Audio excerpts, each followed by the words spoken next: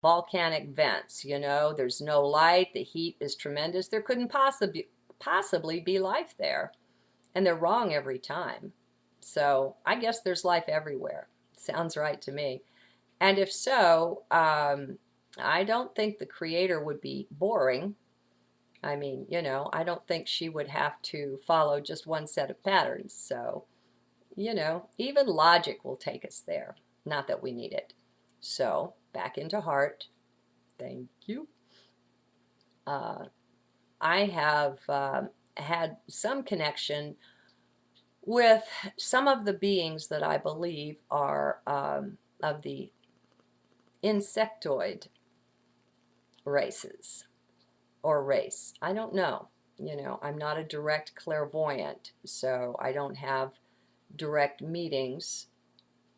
It's more internal for me than that. And I'm certainly not an Alex Collier talking physically face to face with ET beings. So this is more touchy-feely, guys, and you've got to take that into consideration. Again, this is just my experience. But what it's been is that there are groups of beings who function completely differently, and their consciousness is quite different as well. Their whole approach to life and reality and everything else. And we can learn a lot about them, I think, by just watching an ant colony or ants in the wild and how they work together as a team. And or we can watch the bees and we can see the way labor is divided and who does what and the respect for the levels of hierarchy that they have. And so there are simply different ways of being. And if you were in one of those environments, order reigns supreme. Everything makes sense. Everything is, in their own way, logical. Very, very organized, very neat. There are no loose ends. And so imagine then a race of highly intelligent beings, but of the insectoid mentality, the insect DNA being predominantly there, I guess. I don't know. I'm out on a limb here. Um, when they and I'm way out on a limb now. When they look at our way of being, our way of organizing our society, looks to them like total disorder and chaos. And so, if they wanted to come in and lend a hand and give us some assistance, what would that look like? Think about it. They would want to bring order, right? And what is their order based on? It's based on a hierarchy and everyone having their place. There's a tremendous amount of control there.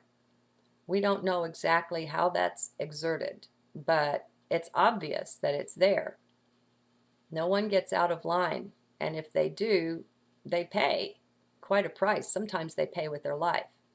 So their type of rescue would probably look something like that. They would want to come in and restore order and take control. They would think that they are the more advanced beings because of their orderly world and how nicely that functions and how happy they are with that. And that makes all the sense in the world from that perspective. We have to be able to shift perspectives here and get rid of all prejudice. It doesn't matter what a being looks like. None of this can matter, my friends. And if you're in heart, it really doesn't. It really doesn't. All right? So they would want to restore control by taking control. They would want to help us link up into the hive mind, into the group consciousness. Well, there are some groups out there that are teaching ESP. They're having group meditations, same time each day on the same topic, and they're trying to help people sync up and link up that way. And there are a number of groups that want to link up other ways. They might want to use implants of one kind or another. There are physical ones, there are etheric, mental, emotional, there are all kinds of implants. Just because you don't have something physically in your body doesn't mean you're not quite full of implants. Most of us are. But be at peace with that, okay? We've been carrying these things around forever through many, many, many embodiments. And we just haven't become aware of it. And it's freaking us out now a little bit, now and again, when we become aware of these things. What about the first time you seriously entertained the thought, we are never alone? The room that you're in has other consciousnesses in it. Your body, your aura, your mind is full of life that's not quite your own. So be at peace now. Fear, there's no place for fear here. And I'm not telling you anything that hasn't been so for centuries, for millennia. This has been the way it's been, but we've been hypnotized, we've been mind numbed, drugged in a way by technology. We've been controlled and manipulated in so many ways not to perceive this, not to be aware, not to be curious, not to investigate the past. Oh no, everything back there was primitive. There's nothing interesting there. You know, we've been lied to 6 ways from Sunday. And it's not a time for anger. It's not a time for revenge, for all of that. Oh, how they would love it if we would fall into those traps. But those are traps laid in the mind. Those are potential reactions that mind considers when it's trying to figure out, you know, what's the best thing to do. Well, there's the danger in the doing. Let's get back into some being and stay in heart as we ponder these things. And I'm going to suggest that you listen to as much of this as you can until your solar plexus gets too stirred up, and then you turn it off for a while. Push pause, come back to it later.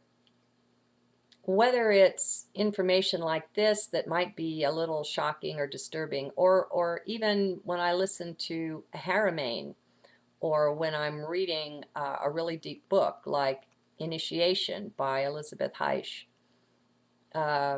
anything that's got any depth at all, I take frequent pauses. I know when I get off center that it's time for me to turn away, whether for a minute or an hour or, you know, a month, whatever, and allow things to process.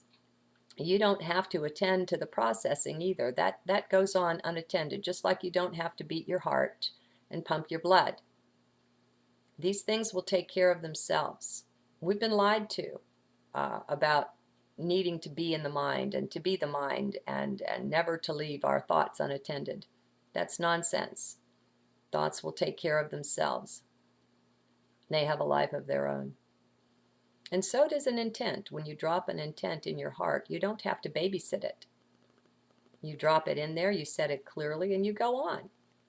And when that fruit ripens, you'll know. It will fall off the vine or off the tree and into your hand, and you'll realize, oh, there's something new here. I understand something that I didn't understand before. Gee, I wonder what that is. And for me, of course, I go sit and journal. You do it your way. But I do suggest mine. Give it a try anyway. You might want to do a video journal, video blog, whatever works for you. So back to the ETs. The insectoid races are no more surprising to look at than the grays. Look at those eyes on those beings. I suspect that there is some insect DNA involved there. They're no more shocking to look at than the beings with alligator and crocodile heads. When we look at the tablets and the artwork from ancient Sumer, the Sumerian gods, many of them were crocodilian. They were reptilian.